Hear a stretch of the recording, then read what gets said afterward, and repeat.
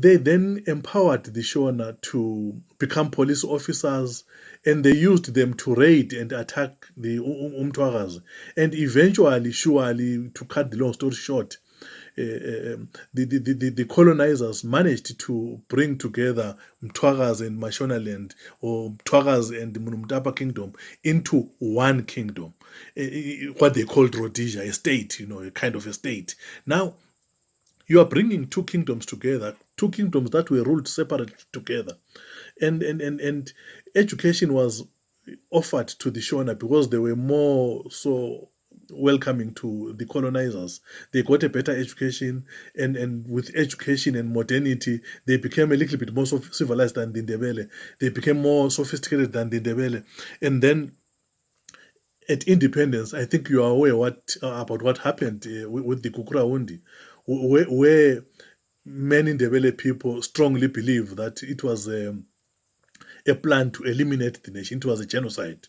Though the United Nations has not actually recognized it as a genocide, but I think you go to Zimbabwe, to the Ndebele side, those who were affected, they see it as a genocide. So in my view, when you say the Ndebele tribalistic, you need to put this historic background into consideration. Otherwise, I see a people that are saying, we've been oppressed, we want to liberate ourselves. Give us a moment so that we can as well be a people that can rule and govern themselves. For me, that's not tribalism.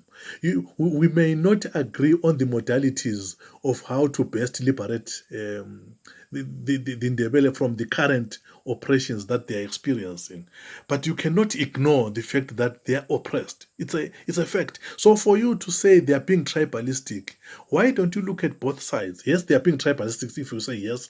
How about the other side? Why is it that governors, district administrators, police officers, everyone who has got a reasonable position in government speaks Shona even in Matabeleland? But if you go to Mashonaland, you don't find such. I think there is a lot of unfairness. Personally, as a minister, I wouldn't be comfortable to see this kind of oppression of a people by another people. And when we ignore it, it's like we are saying even God cannot see it.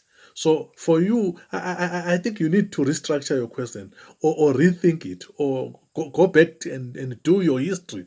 Otherwise, I think your question, in my view, it's misplaced, and I don't see how we can continue with this kind of an interview when you are coming with a baggage of misunderstanding.